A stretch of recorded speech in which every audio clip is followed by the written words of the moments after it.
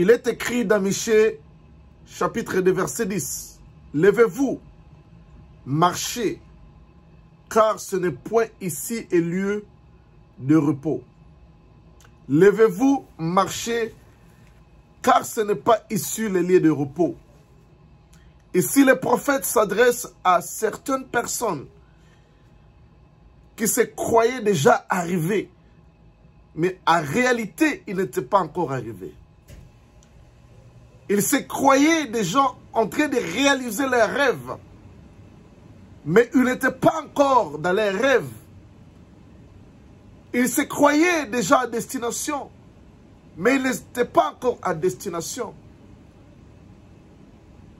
Ils étaient déjà satisfaits de l'endroit où ils étaient.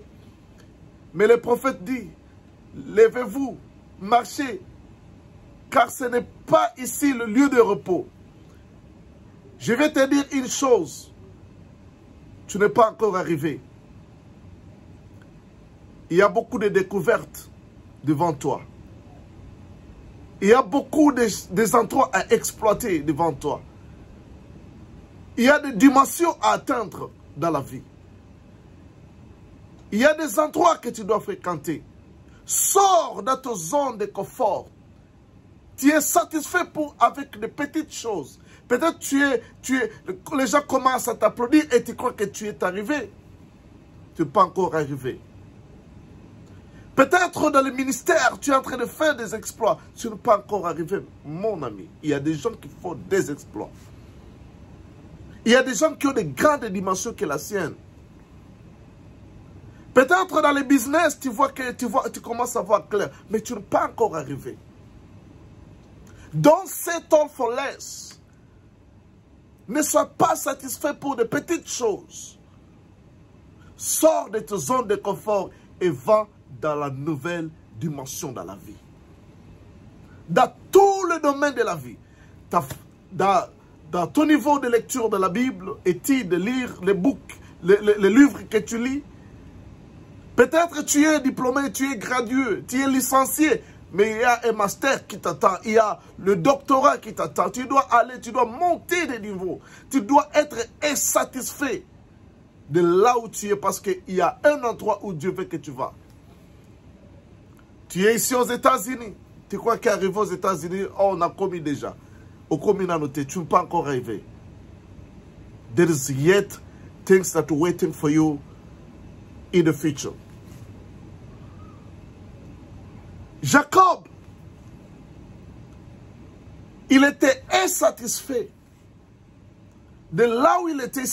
Il savait qu'il a des défis dans la vie. Il était insatisfait et il a quitté la maison de son oncle pour rentrer dans le pays de ses pères, Abraham et Isaac. Il rencontrera un ange. Et la Bible dit que Jacob lutta avec un ange. Genèse 32, 21 à 33. Il lutta avec un ange. Et il a dit, je ne te laisse pas si tu ne changes pas mon nom. Bien-aimé, il était insatisfait avec son nom de Jacob. Un nom de usurpateur, de voleur. Il était insatisfait. Il voulait que ça change. Il voulait que ça change. Il faut que ça change, avait dit Ivan Castanou. Il faut que ça change dans ma vie. Bien-aimé dans le Seigneur, tu es chrétien, tu es enfant de Dieu. Il y a des exploits qui t'attendent. Ne sois pas orgueilleux avec ton église de 50 personnes, de 100 personnes, de 300 personnes, de 1000 personnes, de 3000 personnes et tu ne parles plus avec les gens. Beaucoup de protocoles. You are not yet arrived. There is still dimension and levels that are waiting for you in the future. Tu dois te révolter. Est-ce que je suis en train de faire assez? Est-ce que je suis en train d'utiliser tous les potentiels, des potentiels que j'ai dans la vie? Am I using all the potential that is in me? Tu dois utiliser tous les potentiels, tous les dons et les talents que tu as pour changer ta vie et pour changer ton environnement. Ne sois pas satisfait. Jacob a dit, je ne te laisse pas si tu ne changes pas mon nom. Tu es malade aujourd'hui. À quoi tu t'appuies pour sa santé? Jacob a pris l'ange, a dit, je ne te laisse pas. Il y a un verset que tu dois prendre, par exemple, un verset qui dit, par ces meurtrissures, je suis guéri. Prends ce verset, ne laisse pas ce verset, jusqu'à ce que ta santé change. Jusqu'à ce que ton état de santé change de nom. De la diabète à la totale guérison. Diabète free. Non diabète dans le corps. Peut-être que tu es stérile.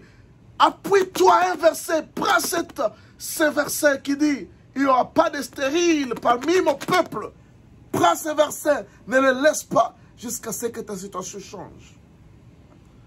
Tu es peut-être dans la pauvreté. Prends ce verset qui dit, il s'est fait pauvre pour m'enrichir. Tu ne laisses pas ce verset jusqu'à ce que ta situation financière puisse changer de la pauvreté à la richesse. Tu es peut-être dans les besoins. Prends un verset de la Bible qui dit, il répondra à tous mes besoins selon sa richesse de la gloire. Appuie-toi à ce verset. À quoi tu t'appuies pour changer ta situation? Ne sois pas satisfait pour des petites choses. Il y a des dimensions. Ta vie ne changera pas sans que tu ne sois pas dans l'insatisfaction. De là où tu es.